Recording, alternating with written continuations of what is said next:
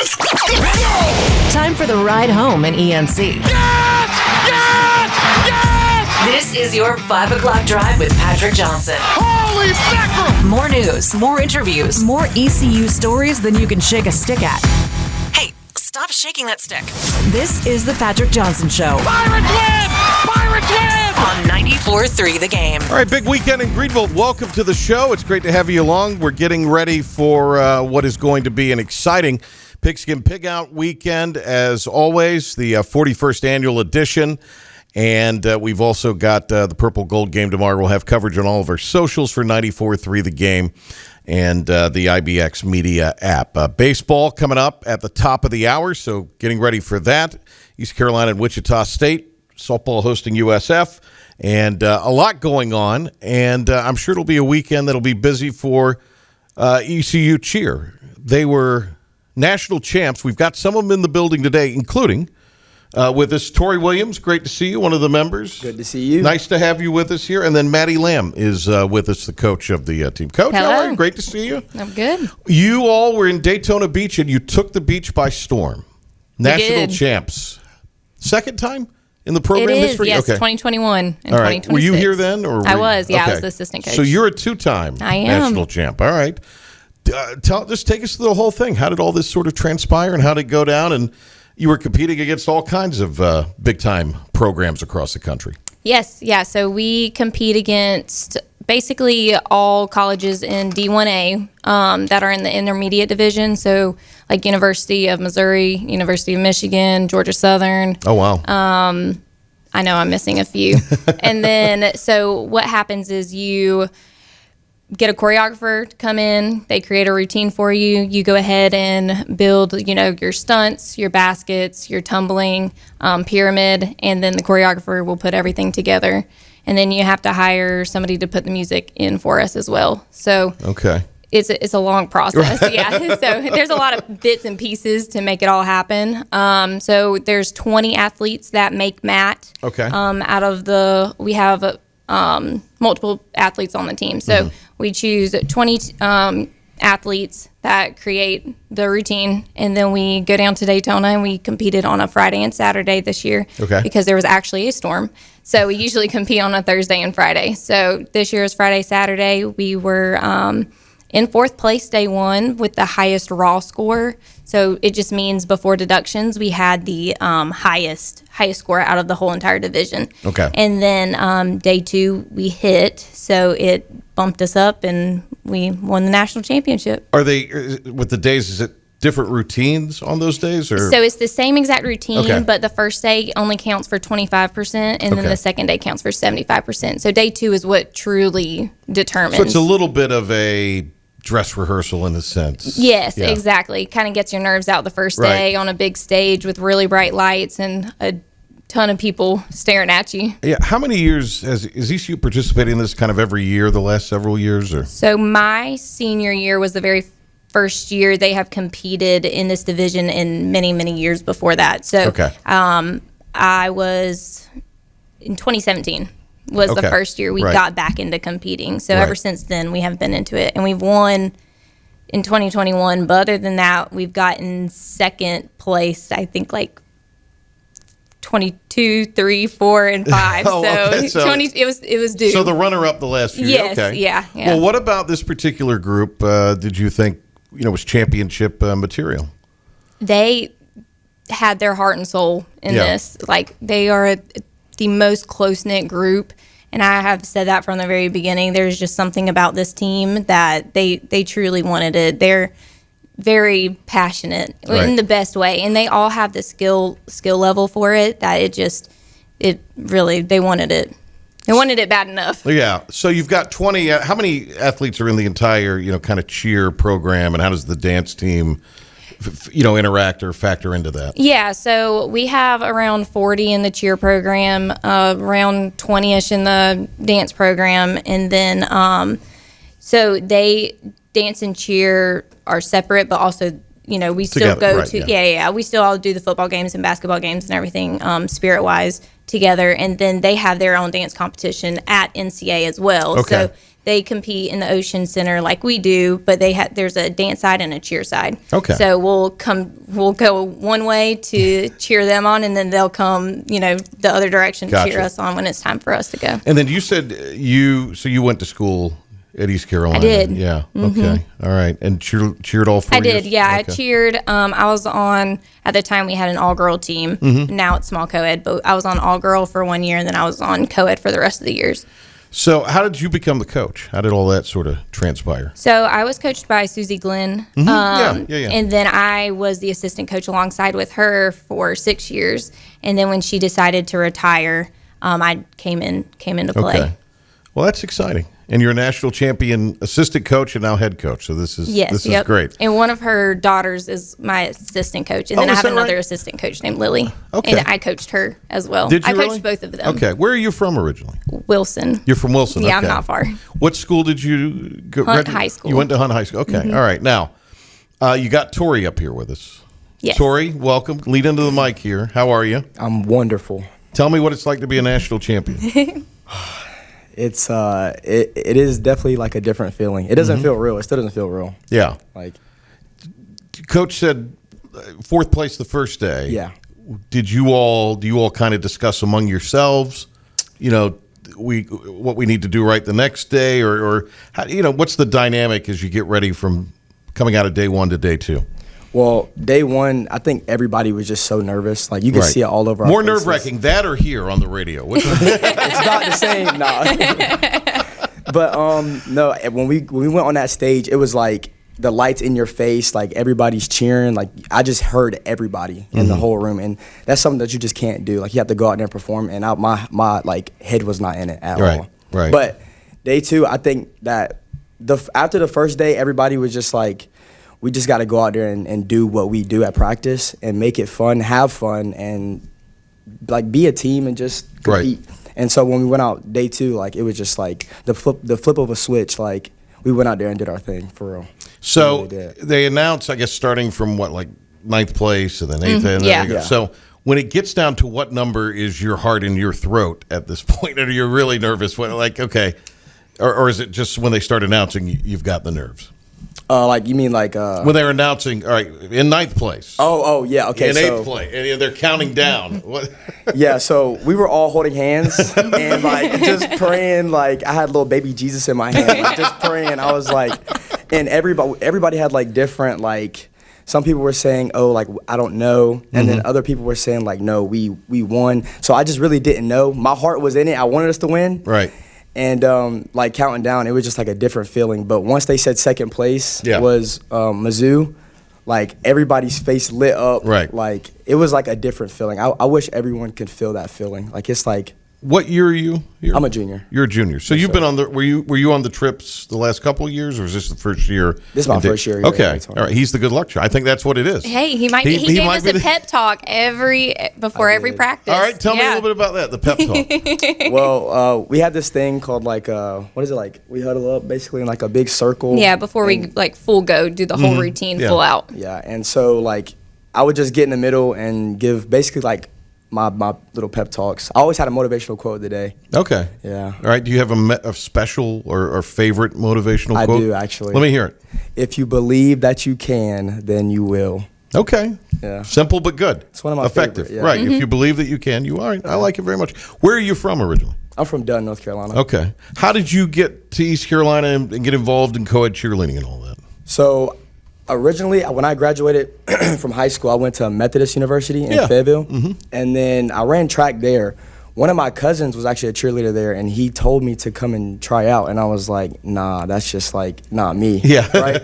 But I went and I gave it a shot, and then I was okay. I could only do like toss hands and like. Right. But when I came here to East Carolina, I tried out for cheer, and it was like I fell in love with it even more. Like, it was just like a flip of a switch, like, really. Yeah. What did you do in track? What was your The 400 and the 200. The 400 and 200, Yeah. Did you do the 4x4? I did, yeah. Sixth most exciting race in track. It is. I always say It it's actually one of the most exciting things in sports. Yeah. Is the 4x4. It's It is. fantastic. It really is. I love it. It's great to have Tori and Coach here. As you look at this champion, you said you still can't kind of believe it. But just the overall experience, winning certainly helps, but just the overall experience going to Daytona, how was that? It was like a once in a lifetime opportunity, and like the experience was just like I can't even explain it. Like I'm so blessed with the opportunity, and just to be in there. It was really fun. I love my team. We're really, like she said, family oriented. Mm-hmm. Like we do literally everything together. So we had a blast. Regardless, win or lose, we would have had a blast. So now, I know when you're traveling with teams and covering teams, you stay at the hotel. There's the pregame meal. Do you all have the big pregame meal or anything like that, or how does that? It would seem to me you'd almost be too nervous to eat. Yeah, we do a spaghetti dinner every year, Okay. or a pasta dinner. Right. So one of our parents hosts. They have one of the hotel rooms. Okay. They open it up to all of us, and they cook Right. for all of us and the parents So you and get the family that carbs are there. and that kind of thing, Yeah, yeah. we do a pasta dinner Yeah. the night before that we compete. All right. But on game day or the day Yeah. of the event, it's probably a little tough to eat, I guess. Oh no, I can eat. Oh, you can. Girls might be a little different story. Yeah, and we compete so late in the afternoon. Like we competed around 6:30. So you Oh, have so you like gotta all kinda day, sit around all day. You're just Yeah. in your head the whole entire time. So what are you doing all day to stay, focused but relaxed? Honestly, day one, I think that was our problem. Like we were so like, all the guys put their headphones in. They were like this, like they wanted to be so logged in, and like that's just not us. So like day two, we went out. We were all like laughing, joking, dancing, acting a fool. All the other teams are like how we were on day one, like blasting our headphones, Yeah. and we're up over there like dancing and like going crazy. Right. Like we probably looked stupid, but it worked. You So, won. like, That didn't look stupid. National championship looks pretty good, right? Yeah, but we had a lot of fun, and I think that's the difference. You just have to have fun, and perform. If you're in your head, you're not going to do good. Yeah. How do you determine, Maddie, who goes? I've always wondered this, like to a bowl game or to the conference tournament in basketball, or when there's something like that, or if you can't go on the road in some of those sports. A lot of it's seniority. So Okay. mainly all seniors and juniors, they get the first. It's kind of like depending on how many years you have cheered. So all of our seniors, they definitely get first pick Right. on what games that they would like to go to, and then bowl game.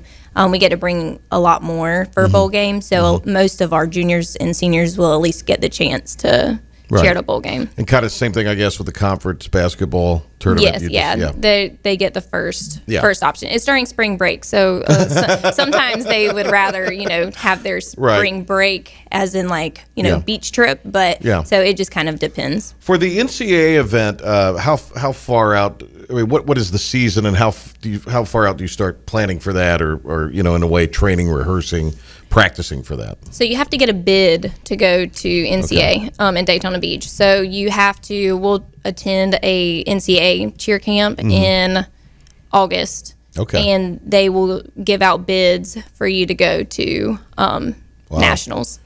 So in a way, you kind of have to be ready. Football gets here and they're working out in July and August. Oh, yeah. You got to be ready to go in August. in a way. Yeah, so we have tryouts at the end of May, and then once May goes around, we'll start having some summer practices, and then we really lock in August. I got you. And get prepared for all of our football. Right. We do a lot of pyramids and stunts during the football games, so we have to go ahead and make sure those all look good to be presented on the football field, so we don't look crazy. Right. When do you start to put together the routine if you do get a bid? And I would presume, you all seem to get a bid every year, but you So the bids, a lot of teams will get bids. It just depends on there's bronze, silver, and gold bid, right? And that just kind of helps, like they give you more money up front to go to nationals, so it helps the cost wise, right? For the routine purposes, we started around, I think, November of last year, putting pieces of the routine together. Right. Obviously, we want to start early and earlier, so you have more preparation ahead of time, but sometimes it's just hard with football and basketball season, meshing in together. And then we also do, we cheer for volleyball too. So it's just trying to get all, you need more hours in a day than anything. With you say the tryouts are in late May. So if there's an incoming freshman, how does that work with them? Yeah, so we have virtual tryouts at first. So you have to turn in like a video. Okay. And that is due next weekend. Okay. And then based off of that, so they've already, at this point, they should probably already be committed to a school. And then they have to send their, that they are accepted in the ECU. Right. They have to show proof to us, and then we'll sit down and look at all the videos, and then we'll ask them for invite-only tryouts, and they'll come at the end of May with our current team members. So you transferred in. How does that work with somebody like Tori who's transferring? It would be the same process. Okay. All right. And he would have to do at that time, there wasn't video tryouts. Okay. But he would if you Right. were wanting to transfer in. So when you did see Tori, when he came to the try, what stood out about him? That he's a guy. Do you know how hard it is? Do you know how hard it is to find strong guys that want to cheer? Right. Like, it's just such a stereotypical, word cheerleading Right. is. And But I mean, it helps if they've got an athletic background like he does. and Yeah. so 95% of our guys have never cheered a day in their life. Right. And But they're athletes. but they're in other- they're just naturally athletic. So once you can get the concept of stunting, they love it because it's hard. You're oh, yeah. lifting one girl over your head. So it's kind of So a you flex. have to do that? Oh, yeah. Okay. All right. Very good. Yeah, Very it's a good. flex for guys. Yeah. So it's hard to find guys. So how much do you have to? I mean, you have to be in condition, and you have to. I imagine hit the gym pretty frequently. I do think a lot of it is like technique. Yeah. Because I've seen some guys like that probably couldn't bench as much as me, but they're like throwing these girls and like crazy stuff. Right. So I think it is technique, but you do have to have some like form of athleticism. Yeah. What are you majoring in here? Have you determined? Construction management. Construction manager. Okay, there you sir. go. Wow, very good. All right, Coach, who else we got with us here? We're going to get them on after the break. Yeah, so we have Avery Barber and Skylar Braswell. All right, we're going to talk to Avery and Skylar when we come back. The national champs are in the studio today with us for cheer, co-ed cheer, and we'll continue with more of the Patrick Johnson Show right after this. Listen up.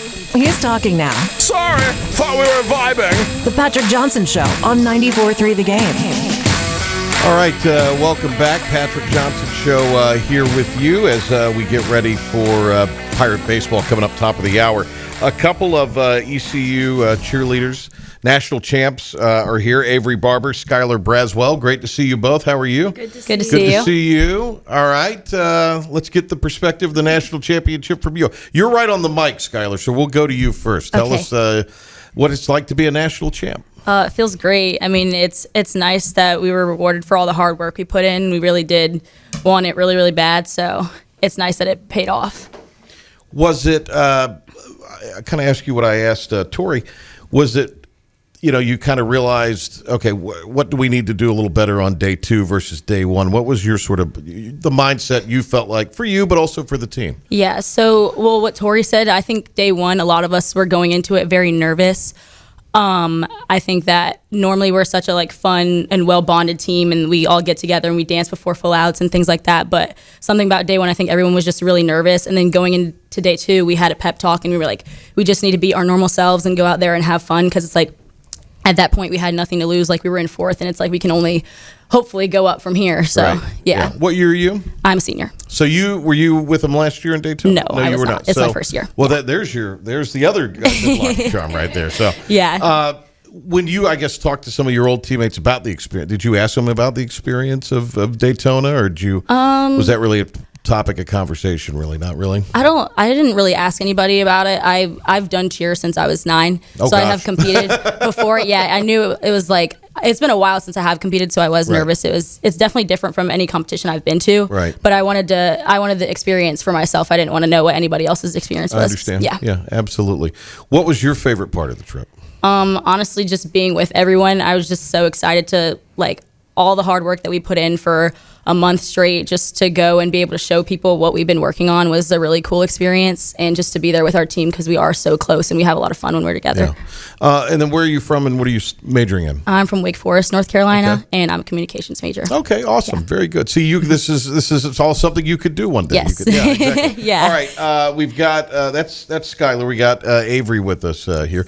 Come on up to the mic there. How are you? I'm good. How are you? Give me your perspective of this championship. This has to be quite exciting. It was awesome. I also competed. I used to do competitive cheer before this, and I was on the team last year. So I was there last year when we got second place, and I will say this year just felt completely different. Okay. I mean, we were always a bonded team last year too, but everyone just seemed very passionate. Like Maddie said earlier, everyone just kind of was hungry to win. Absolutely. So. What would you say was the big difference from this year to last year for you? For me, I would say since I was on the team last year, I knew what it felt like to be so close. Mm-hmm. So this year, I was just more in it, I think. Right. Just ready. So I'll ask you what I was asking Tori. At what point on the countdown of where they're going through the teams and this team finishes in this slot? As soon as we were done competing, I was freaked out. Yeah. I mean, because I was kind of thinking after day one, I was kind of looking more on the numbers side of it. Mm-hmm. They said earlier that we were in fourth place, but we had the highest raw score. So we knew we could win. So all I was thinking about was we could, but I just don't know. Right. So I was trying to think of it that way. And Tori was saying how some people were back there being no, and I was definitely the person. I was y'all, no. So you're the positive one of the... Normally, yes, but not before awards. I was the one telling everyone I don't think we got it. But then Tori had his little baby Jesus and stuck it in my face, so then it made me feel better. So Tori's the real hype man of this. He is. Yes. All right. When they get down and they've announced that it's just down to East Carolina and Missouri, that had to be a particularly nerve-wracking. Yes, and that team is really good. They've won our division multiple times, so to go head-to-head with them, really, it was scary. Well, when you heard Missouri in second place or runner-up, however they phrased it, then did it just... Oh, I dragged Skylar to the ground. You can see in a picture of me literally tackling her. So it was really exciting. That's awesome. What year are you? I'm a junior. Pardon me. And what are you? Pardon me. What is your major? Public health. Public health. Okay. So are you graduating in May? Yes, I am. All right. Are you excited or nervous or a little both? I'm excited. Yeah. Okay. What would you like to do? Do you know yet, or? I do not know yet. No.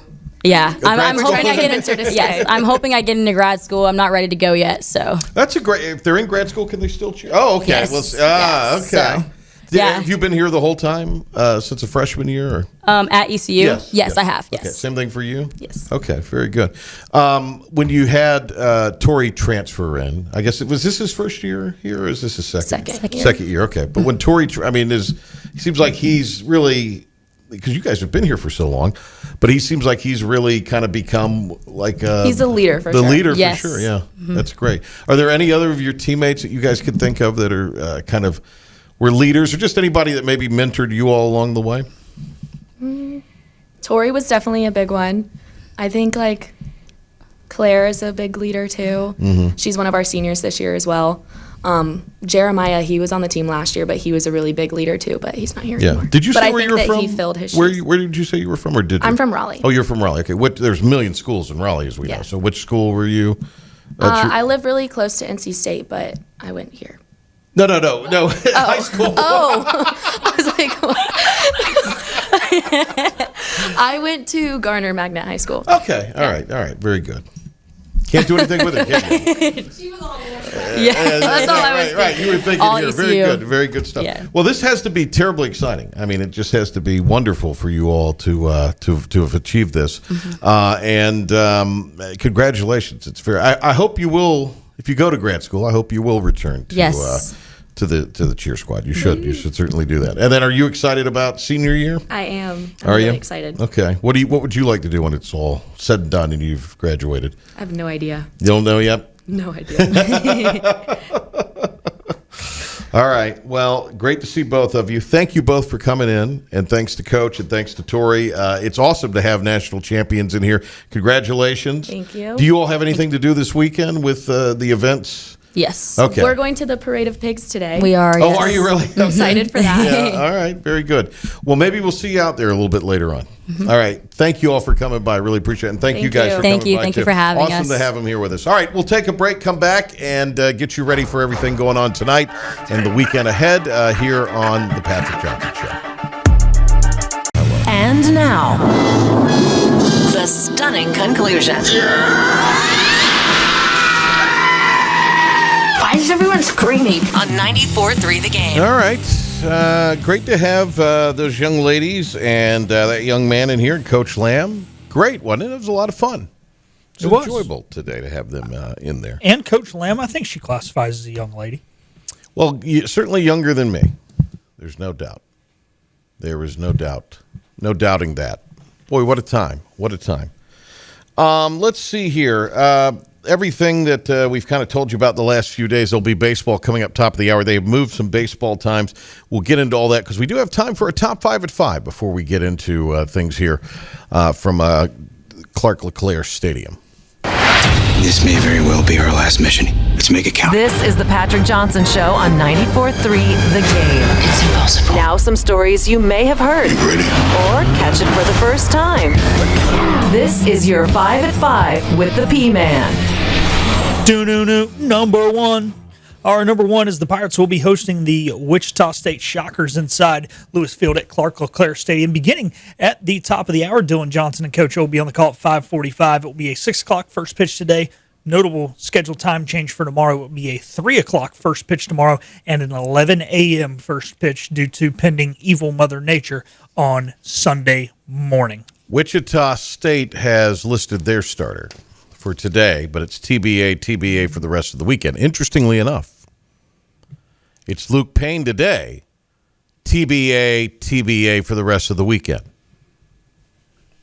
Yeah, that's worrying me a little bit, PJ. I'm not going to lie. Is something up? Don't know. God, I hope not. Don't know. ECU softball also going on. 5 o'clock was the first pitch. Yep, and they are hosting South Florida this as weekend. we speak. Yeah, as we speak. So that is going on, and South Florida's first place in the American right now. And I think a lot of people still feel like they have to win to advance into the tournament. In other words, it's not shaping up right now to be a two-bid league. No. This year in American softball. And then, of course, we've got the pigskin pig out party, Parade of Pigs tonight. Those cheerleaders who are here will be a part of that.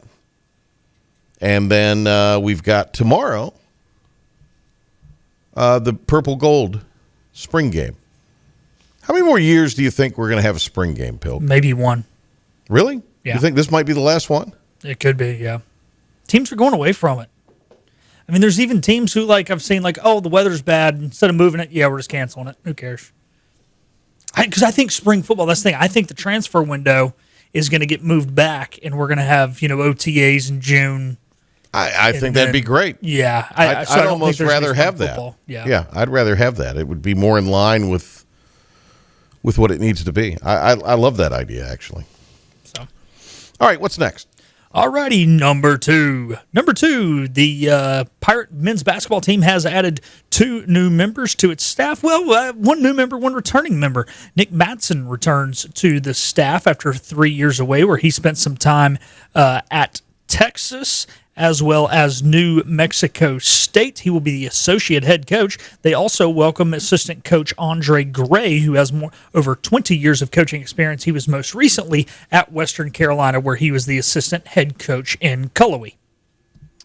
So, yeah, Nick Matson, nice enough guy. Boy, they wrote a long thing on him in the release. It was like, geez, we got John Wooden coming here. So, but he's bounced around. I mean, he's been some places that have had some, but he's also been at, I don't want to say rebuild, but he's been at situations where maybe like UTEP that was a rebuild or his last stop, which maybe aren't the tippy top of funding in their respective conferences. So he kind of knows how to do it and be creative in doing it and hitting it where they ain't. Andre Gray, I think, is a really good hire because Andre Gray has recruited the Carolinas effectively for a long time. And I believe that Andre Gray's hiring is a significant move as far as trying to get more in-state and true regional recruits. Yeah, 15 of his 20 years he's spent in college basketball have been spent in the state of North Carolina. Yeah. So I think that's huge. It's a big deal. A very, very big deal. How are we doing on time, Pilk? Where are we on that? We're about where we need to be. Okay. What's next? Number three. Our number 3 is the Charlotte Hornets will try and make the playoffs for the first time since 2016 tonight when they were bounced by the Miami Heat. That was a purple shirt guy here. They will take on the Orlando Magic tonight down in Orlando. 3.5-point favorites are the Hornets. The winner will move on to face the Detroit Pistons in the first round of the NBA playoffs. The losers will take a plane south to Cancun. You almost wonder, would you rather be on the plane to Cancun? For Detroit? Yeah. Send me to Cancun, baby. But you get in there, and it gives you an opportunity to play. I mean, Detroit would be the favorite against either one of these teams. Orlando lost, so that gives them the right to play in this situation. And Orlando is a little bit of a dumpster fire right now. That the indication of what's kind of going on there. So you got to like the Hornets. I also think it's maybe better to get out of town and play this, although, it's helpful to have a good crowd, clearly. Yeah. But to kind of get out of town, because there's been a lot of media, and I didn't recognize this adequately enough. I really didn't realize this till last night, that I guess the controversy with Bam was that Ball tripped him. Kind of reached out and grabbed, which Bam was falling back. Or off, I don't know if he was falling back. He was off balance, as it were. That didn't help that the guy grabbed his leg.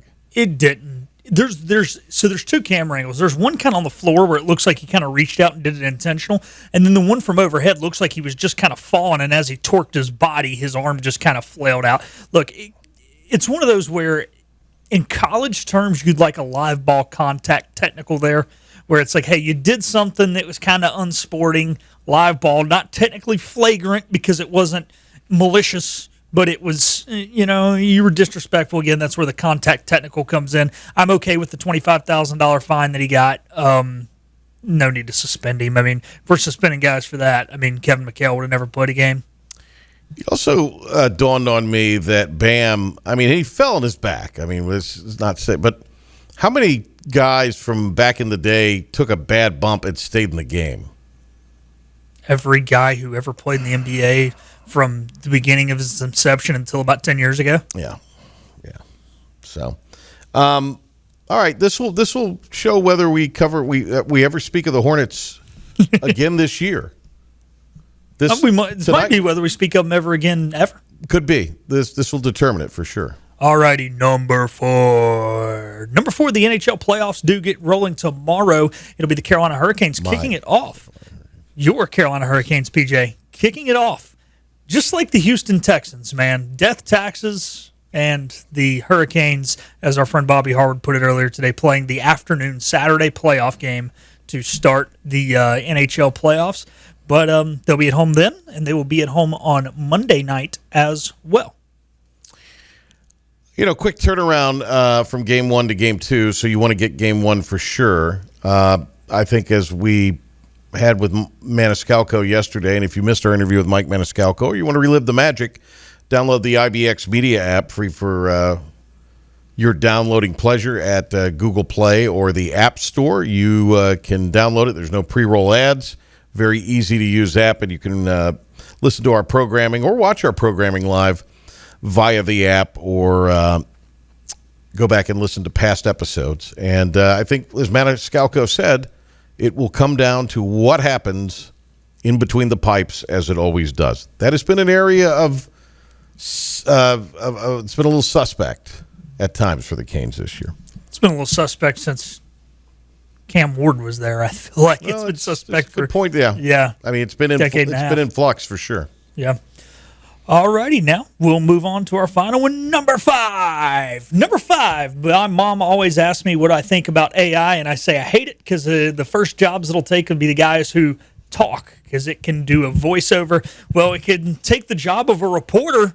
It can ask questions. MLB Mariners dugout reporter Angie Mintic was doing AI on her phone, asking she was putting into just a couple stats, asking it what she should be asking the players in the post game. A fan, as you know, there's these little cutouts next to the dugout, and fans who've got row 1 tickets are pretty much right there on top of the reporter. Took a video of it, of her video, typing this into Chat GTP or whatever the hell it was to come up with questions for her.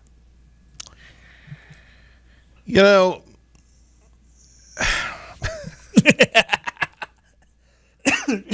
you got me choked out. I think there is a role for sideline and dugout reporters and didn't know what the hell they're doing. There is. Yes. And I think the fact that they can do interviews in certain situations, that's where we get maybe some viral moments, or if you're in the case of ball, you get fined. There's things that can happen with a hot mic and, talking to a coach or athlete. Pretty cool stuff. I mean, it's stuff, that's one of the things from the NCAA tournament every year. There always seems like there's a cool moment in that interview segment. Yeah. Or can be. But a lot of them are pretty vapid, having worked with a lot of them over the years, and she's pretty vapid, I'm guessing. Yeah. Look, I know they can't all be Holly Rowe. They can't all be that great. Thank God. But you're not a Holly Rowe fan? I'm not a big Holly Rowe fan, no. She's kind of a nasty person from what I've seen. What I've seen. Gotcha. All right. She does a good job with her questions. You can tell she's not just reading off a note card, like Pam Oliver. Okay. Wow. Pilk going hard to the hole here on Pam Oliver. All right. Thank you for being with us. Thanks to the ECU National Champion Cheer Squad. Back Monday with Blake Harrell in the studio live.